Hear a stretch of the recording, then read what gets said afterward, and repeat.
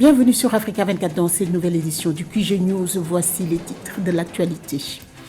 Reprise des négociations entre la Somalie et le Somaliland. L'objectif pour les autorités respectives est de résoudre la question sur la réunification des deux territoires.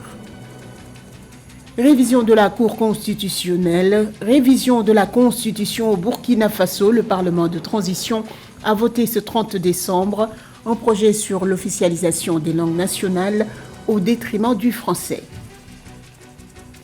Et puis la chanteuse sénégalaise Mia Guissé a enflammé la scène de la Maison de la Mutualité à Paris. Elle était la guest star qui a assuré la première partie du concert de l'artiste international Pape Diouf, le leader de la génération consciente. Nouvel espoir dans les relations entre la Somalie et le Somaliland. Les négociations ont été reprises entre les autorités somaliennes et la région séparatiste du Somaliland. L'objectif est de trouver une solution de réunification des deux territoires. Ces négociations étaient restées en suspens après des années de tensions politiques et de blocage. Un sujet de Marie-Raphaël Tolo. Le 29 décembre 2023, un accord sur les mécanismes à mettre en place en vue de la reprise des négociations pour une réunion entre la Somalie et la Somaliland a été signé entre les autorités des deux parties. L'accord signé prévoit la mise en place d'une feuille de route pour des pourparlers d'ici à 30 jours, ainsi qu'une collaboration sur les questions sécuritaires et contre le crime organisé et l'engagement d'œuvrer conjointement pour la paix et la stabilité dans des zones de conflit. C'est une avancée notable vers le rapprochement de ces deux États. Il faut déjà rappeler, depuis 1991, après le départ du président Siad Barre, la Somalie est confrontée à une instabilité chronique. Voilà, donc le Somaliland, aujourd'hui, qui est un jeune État qui a acquis son indépendance, bien que cette indépendance n'ait pas été reconnue par la communauté internationale de manière générale, peut contribuer aujourd'hui dans la lutte également contre la criminalité organisée, notamment le terrorisme, à travers un appui institutionnel en termes de renseignement, en termes de coopération militaire.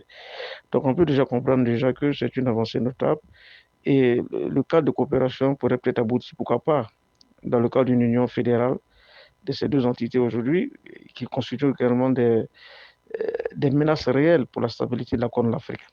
L'accord signé le 29 décembre 2023 fait suite à 2 jours de pourparlers sous la médiation du président djiboutien Ismaël Omar Guelleh, les premiers du genre début 2020, alors que les précédentes séries de pourparlers entre les deux parties ont eu lieu de manière intermittente entre 2012 et 2020, mais n'ont abouti à aucun progrès. Rappelons que le gouvernement du Somaliland avait proclamé son autonomie par rapport à la Somalie en 1991, mais n'a pas obtenu une large reconnaissance internationale de son indépendance.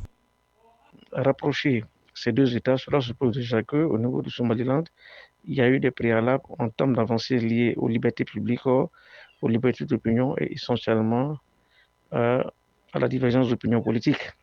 Soulignant que les négociations reprennent alors que les tensions politiques se sont exacerbées courant 2023, conduisant à des violences meurtrières entre les forces du Somaliland et les milices claniques fidèles à la Somalie qui contestent l'autorité de la République autoproclamée. Plus de 200 000 personnes ont été déplacées depuis le début de ce conflit qui a également provoqué la mort d'environ 300 personnes. Au Burkina Faso, le président de la transition Ibrahim Traoré a annoncé ce dimanche 31 décembre la création de la première brigade de combat en 2024.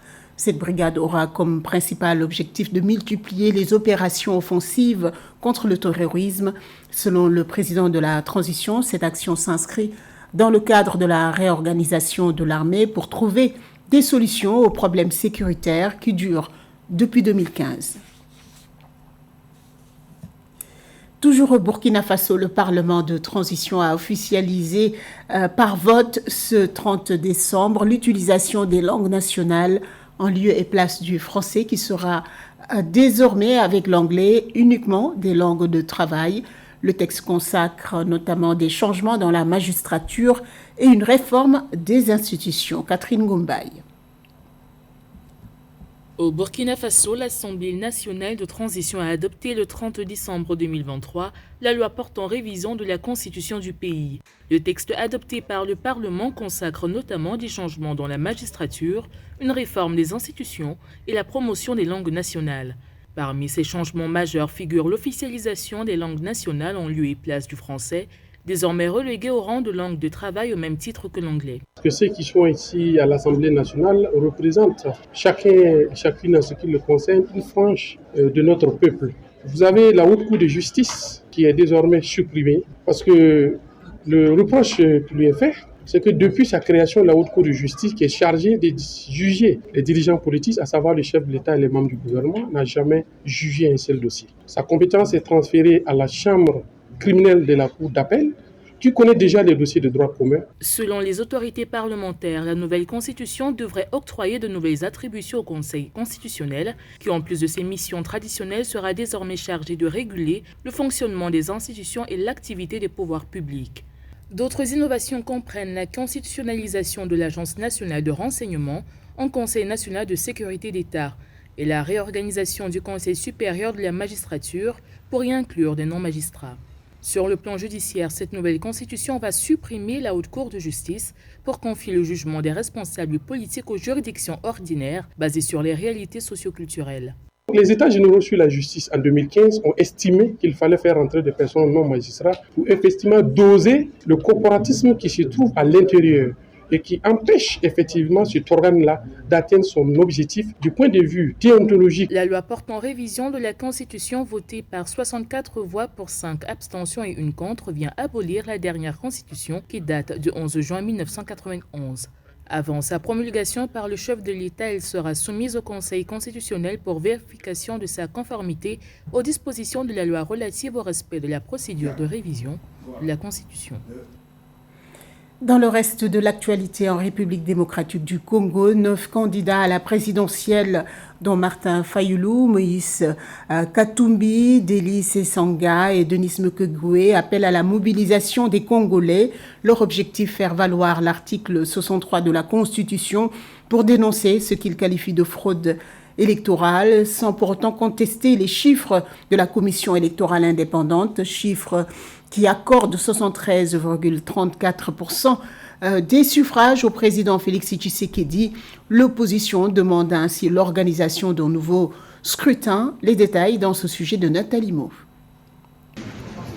Le 31 décembre 2023, quelques heures avant la publication des résultats officiels de la présidentielle en République démocratique du Congo, l'opposition s'est réunie pour une conférence de presse. 9 candidats à la présidence, dont Martin Fayulu, Moïse Katumbi, Délice Sanga et Denis Mukwege, ont annoncé leur volonté de ne pas contester les chiffres de la Commission électorale nationale indépendante, la CENI. Les chiffres provisoires du scrutin dévoilés par la CENI accordent 72,04% des suffrages au président Félix Tshisekedi. Loin cependant d'accepter la réélection pour un second mandat du chef de l'État, l'opposition exige la réorganisation du vote après une période de transition consensuelle. Nous déclarons ce qui suit. 1. Rejetons catégoriquement le simulacre d'élection organisé par la CENI du 20 au 26 décembre 2023 et ses résultats à tous les niveaux. 2. Exigeons l'organisation des vraies élections par une CENI effectivement indépendante à une date à convenir entre les parties prenantes. En RDC, l'opposition ne veut pas s'approprier le contentieux post-électoral. Refusant la voie de la saisine de la Cour constitutionnelle, les rivaux du président Tshisekedi misent sur le soulèvement populaire pour, selon eux, dénoncer les fraudes électorales. Ils appellent ainsi le peuple congolais à la mobilisation générale, les invitant à faire valoir l'article 64 de la Constitution. Ce texte donne droit à tout Congolais de faire échec à tout individu ou groupe d'individus qui prend le pouvoir par la force ou qui l'exerce en violation des dispositions légales. Demandons à notre peuple, dès la proclamation de la fraude électorale ce soir, de protester massivement dans la rue contre les Miyibi, les Bivi, Bamouissi, Banyibi, les voleurs de nos voix. La plupart des municipalités de la RDC ont émis des mises en garde contre des troubles après la proclamation des résultats définitifs de la présidentielle. À noter qu'un appel à une marche pacifique porté par Martin Fayoulou le 27 décembre 2023, a connu une faible mobilisation, vite circonscrite par les forces de l'ordre à Kinshasa. À noter qu'après sa réélection, le président Félix Tshisekedi, depuis le quartier général de son parti, a salué ses partisans venus en masse pour fêter sa victoire. Au pouvoir depuis 2019, il a été réélu pour un mandat de 5 ans. Selon la commission électorale, environ 18 millions de personnes ont voté lors de ces élections avec un taux de participation de plus de 40%.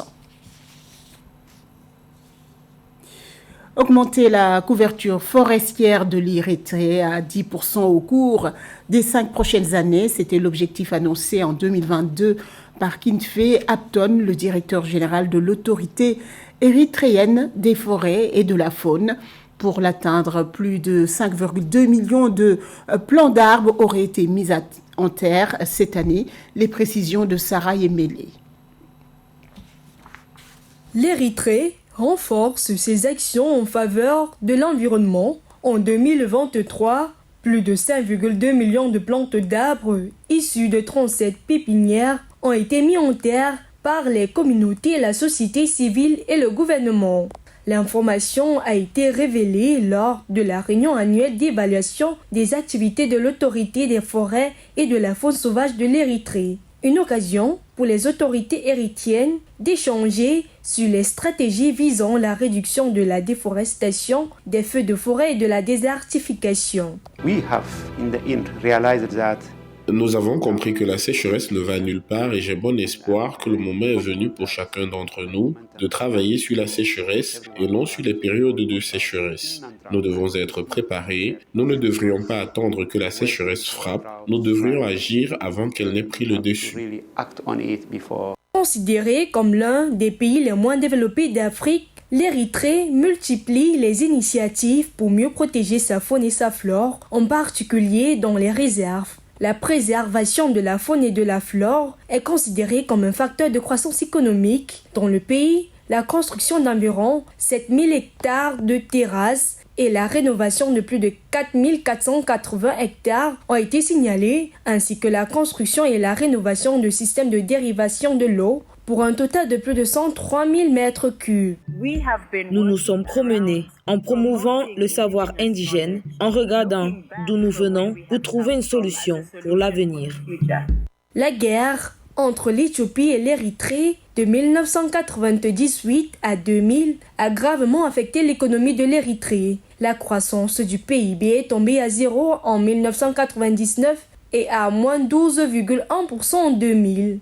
La population érythréenne qui vit de l'agriculture explore les zones forestières pour pratiquer l'agriculture, extrait du bois de chauffage et des matériaux de construction, des plantes médicinales et autres. Ces pratiques non planifiées et non organisées ont contribué à la dégradation du couvert forestier et des écosystèmes. Le plan stratégique du pays pour 2024 vise à renforcer ces initiatives environnementales. À la page culture, l'artiste sénégalaise Mia Guissé s'est produite à Paris ce 31 décembre. La chanteuse a livré une prestation de haute couture pour la première partie du concert de fin d'année du chanteur international Pape Diouf. En pleine ascension, elle a quitté le groupe musical Les Mabo en 2022 pour se lancer dans une carrière solo. Celle qui chante l'amour, qui plaide pour le droit des femmes, a créé sa propre musique urbaine. Elle puise son inspiration auprès d'artistes de renom comme Youssou N'Dour ou Beyoncé. Elle est devenue en quelques années une artiste incontournable de la scène musicale sénégalaise. Je vous propose de l'écouter. Je le félicite pour tout ce qu'il a fait pour le Sénégal en tant qu'artiste. Donc, il fait partie de nos mentors. Félicitations à lui. Ça me fait un énorme plaisir déjà de rencontrer ma communauté, la communauté sénégalaise qui se trouve à Paris. Et ça me fait vraiment un énorme plaisir de chanter pour eux. Et j'en profite pour leur souhaiter une bonne et heureuse année. C'est ma première fois en étant Mia Guissé, carrière solo. Donc, je me sens super bien. J'ai fait un show de ouf. Je me suis vraiment amusée avec le public et voilà, je suis très heureuse d'être là. Comme je l'ai dit tantôt, ça me fait toujours un énorme plaisir de voir des fans qui sont là, qui chantent toutes les chansons et qui sont très heureux. Et ça me fait vraiment plaisir, un énorme plaisir vraiment de faire d'avoir fait ce spectacle pour eux. Ménéné Touti, je vous aime beaucoup. Vous m'aidez à aller de l'avant, à vous m'encourager et merci pour ce soutien. Et je vous aime beaucoup. J'en profite pour vous souhaiter une bonne et heureuse année, une année de paix, de santé, réussite sur tous les plans. Je vous aime. Mouah. Ce journal a été réalisé par l'ensemble de la rédaction. Merci pour votre fidélité. Dans un instant, une nouvelle édition de l'information sur Africa 24.